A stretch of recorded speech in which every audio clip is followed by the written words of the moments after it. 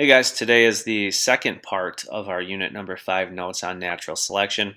Here we're going to focus more on this last part, structural and physiological adaptations to natural selection and some evidence on natural selection that we've seen in the world and where this idea of natural selection comes from. So a lot of support for the scientific argument.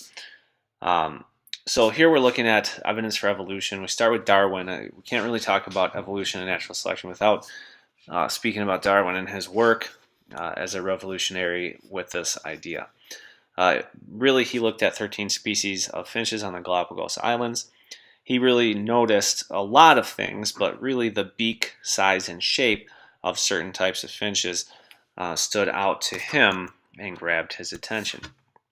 What he found were that there were stout beaks for eating seeds, short, sharp beaks for eating insects, and woodpecker-like beaks for eating insects from trees. Instead of long tongue, some of these finches could use cactus spine and dig these beetles or other insects out of trees. Over here is the Galapagos Islands, just so you have an idea where they are. They're off the coast of Ecuador and South America, way out there. And what we talked about in the last set of notes, isolation and speciation. These species were isolated from the mainland, so we know that there is no migration, so coming back and forth because the islands are too far away. And also, there are a chain of islands here which are close enough to allow some migration, but also allow some distinct populations to arise. So on some of these different islands, as he's traveling around on his boat, he noticed that some of these species are different, and this idea that there's common ancestry popped into his head. So here were just some of the beaks we were talking about. You can see that there's kind of a finch as a common ancestor, starts kind of here, and then they kind of branch out into these different types of beaks depending on the food supply and the struggle for survival that was occurring in the location that these distinct populations set up in. Evidence for evolution. Based on his observations, he proposed that evolution occurs by this process of natural selection. This occurs due to quite a few reasons, and we have already discussed a little bit about that in the last set of notes. Variation is key, and specifically genetic diversity, right? So we've talked about that concept. Overproduction of offspring, to recap some ecology stuff that we've talked about this year. J and S curves, the idea that populations will continue to increase if resources are present at a high enough supply at an exponential rate. We have competition for limited resources, so there's a struggle for existence. And then not everything is going to survive and reproduce at the same rate, and those that are better are going to survive and reproduce more and pass those genetic traits on.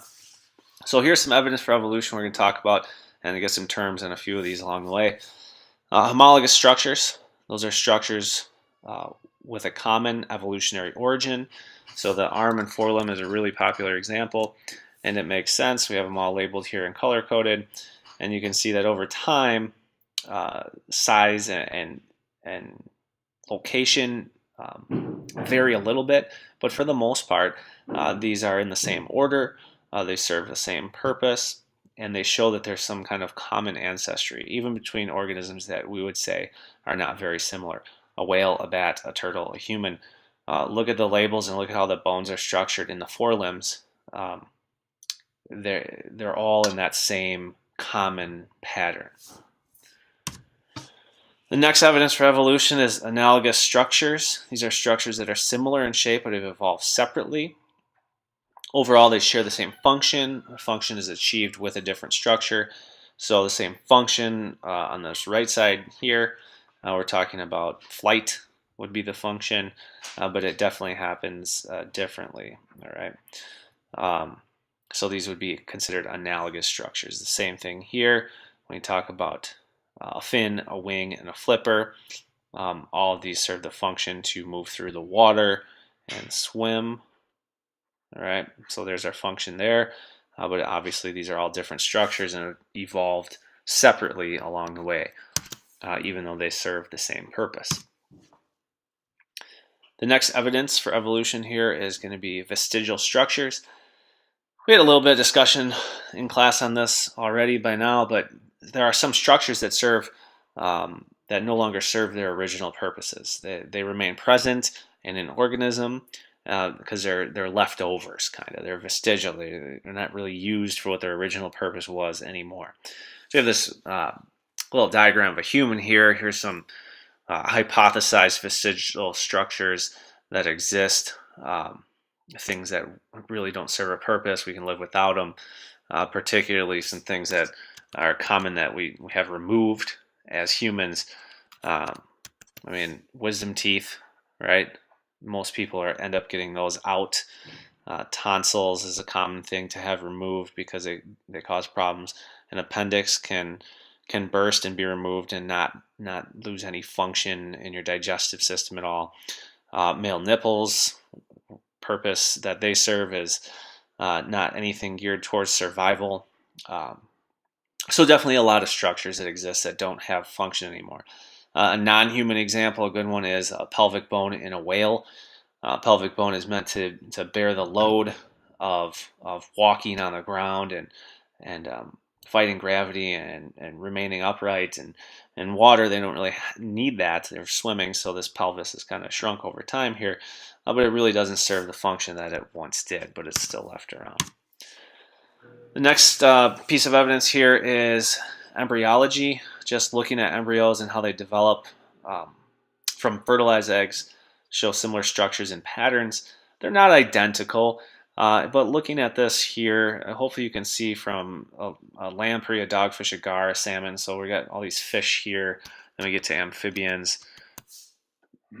So we have all kind of fish for the most part. And then we get over here and we have amphibians, reptiles, birds, right?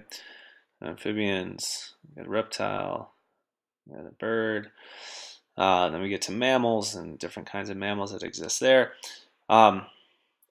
Early stages vary a little, but not significantly. So that tells us that there's some common ancestry in terms of development from an embryo.